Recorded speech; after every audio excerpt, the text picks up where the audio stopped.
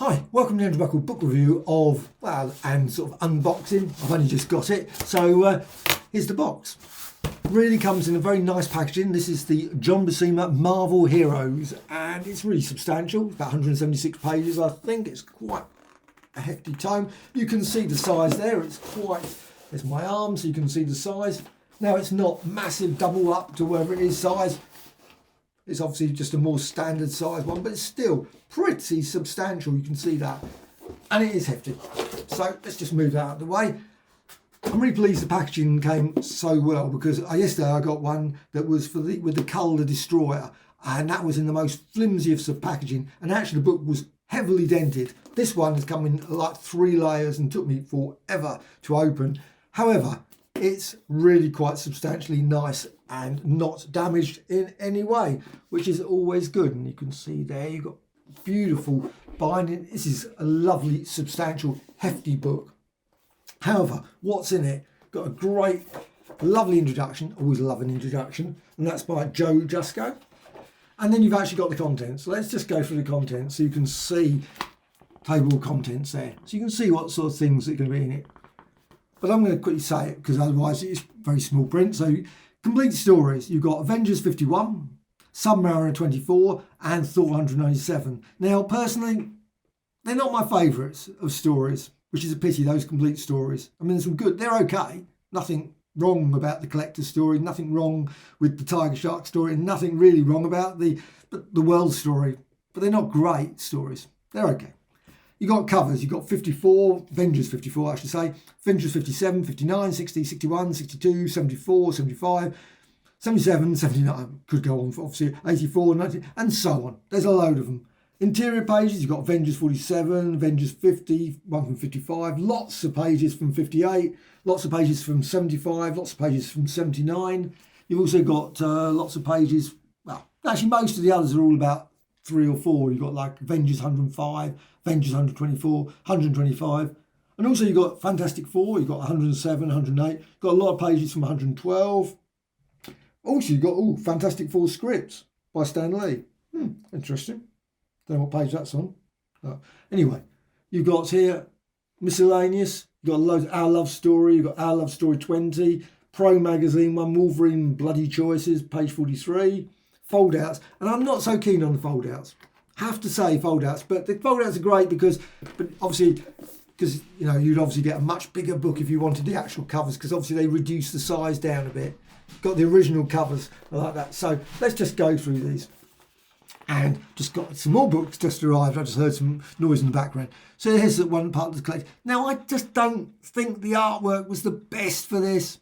I have to say, I would have thought there were lots of other examples they could have chosen that would have been better, but however, it's fine. But hey, here's some of the foldouts, and I'm not keen on foldouts. I mean, they're beautiful. I mean, you can see this one's Avengers 42, absolutely lovely, but they have a tendency to, if you don't fold them incorrectly, if you just do it impatiently like I do.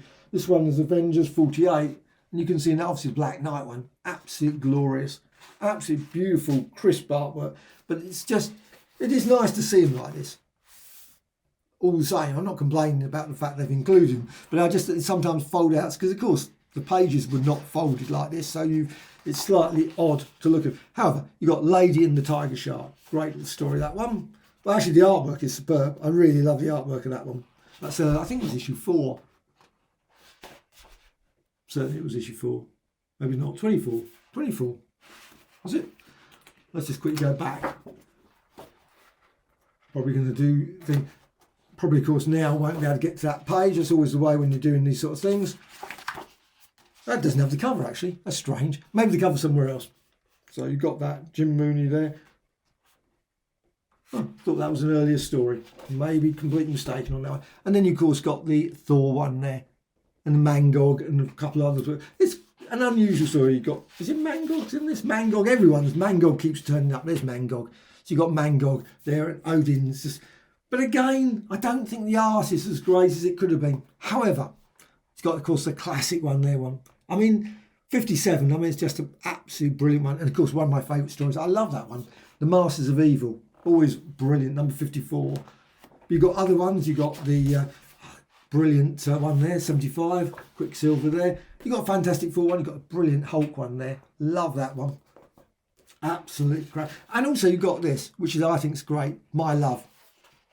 So they've got at least some of those. You've got quite a lot of Avengers ones. Lots and lots of Avengers. So if you want Avengers, you've got a lot of, this is Avengers 47, 14, 49 I think, and so on. So you've got Magneto's storyline there. And of course classic ones there. What else you got? Oh, I mean, look, some of the artwork is absolutely brilliant. This one is number 75. Love that. Some unusual stories at that point. They were slightly different from the earlier ones, obviously, yeah. But however, that one's got, of course, a classic one with the Rick Jones one, where they're all bursting, all the Golden Age characters are bursting forward. Brilliant, absolutely good. Then you got this one, Avengers. This is the older Starstalker one. I have to say the Starstalker one was a non-story for me. Again, nothing criticising the art. The art is absolutely superb you've got there. I mean, it's really just absolutely glorious. But story-wise, it does Mysterious Origin of Mantis. But it didn't do much for me, that Starstalker character. And then you've got the Hulk one. You've got, of course, the Doctor Doom one there. Some Fantastic Four as well. And you can actually see the start different. It's quite obviously different inkers as well. Jason Knott there. And on to the next one. Who Strikes for Atlantis? Now, I'm not certain what... Oh, that is issue 4. I knew there'd be an issue 4 somewhere. Who Strikes for Atlantis? Isn't that? And it's actually quite a hefty book, actually, lifting this. So after a while, In the Rage of Battle, that was a classic one, of course, Submariner as well. And I love that. That was number 8. Absolutely brilliant one. And what else? There's a few other bits and pieces of fold outs and I think and stuff. And So to Die, who lurks beyond the labyrinth. And then you've got a bit of colour for a change. You've got that one, lovely colour one there. And in the back you've got biography, which is always very nice. Now I think this is a lovely volume. I mean, I love the Avengers period, all the stuff, material, the Avengers, absolutely.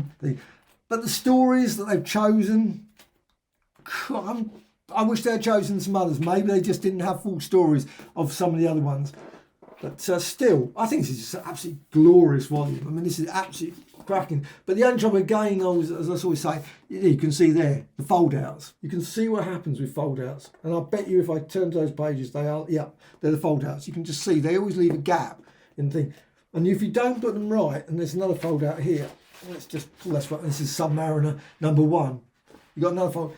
And after a while, you see they start to wear, I think, personally. And if you don't fold there, I just nearly creased it then, just doing that by accident. And you've got the Thor one there, and I don't know what the other one is. Let's just see. That's Submariner number 2 in that one.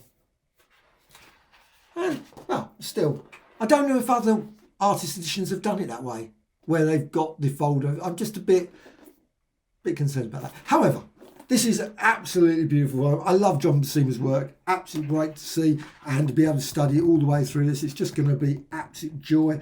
Great Avengers stories. I love that Avengers period. In fact, issues 1 to 100 of Avengers, some of my favourite comics. So I always love picking those up and looking through those. That is, of course, a classic, the Avengers annual king-size special, I should say, number 2. Absolutely brilliant one. But it's really great artwork. However, there's a few minor issues that I would say because of the things, some odd choices, but still, I think an absolutely fine, brilliant artist and really worth checking it. And I would suggest checking it out now because I was quite surprised actually how in the UK, normally these ones are quite expensive. And I looked online and it was, I think I paid about 60 odd pounds for this, which is still expensive. I'm not saying that it's the cheapest of items, but still, in terms of quite a lot of these artist editions, sometimes you quite often go to shops and they're 150, 160 quid. So I think it's nice to, if you can pick it up now, because of course they don't always stay in print for long. And I can't imagine this will be coming out anytime soon as an artisan edition. So if you want, I think artisan editions actually are much nicer in many ways, but of course you have to probably wait quite a while to actually get this in the artisan edition. Though, of course, saying that, the Silver Surfer one, John Buscema, is coming out very, very soon. And I'm looking forward to it. I think hopefully in the next couple of weeks. And that's the artisan edition for that one. So I'm really looking forward to that. I should have bought, of course, the artist edition for that one. It was in a market and then someone was selling it for about £30 or something. But I had about 3 others. It was one of those things when you go to a comic mart and there's a dealer selling lots of these, just getting rid of them. And you think, oh, I must buy that one. Oh, I must buy that one. But of course, I haven't got a car, and a train journey with about 3 or 4 of these books, literally your arms fall off by the time you get home. And I know I should have a backpack and a wheelbarrow. That's my mate actually told me, says, you should have a wheelbarrow for comic conventions so you could actually wheel them all home. But it's very occasional when you go to a place and then suddenly find loads of stuff and you think, oh, I must buy that one and that one and that one. And but I'm looking forward to the Artisan edition. Really can't wait for that one to come out. That'd be great because it's got some absolutely brilliant Silver Surfer stories. Some of my favourite Silver Surfer stories. So looking forward to that, definitely. And I'm really pleased I got this one. I mean, he's just a brilliant artist. And, well, Marvel Heroes, totally recommended. Artist edition from IDW. And, of course, Marvel's there.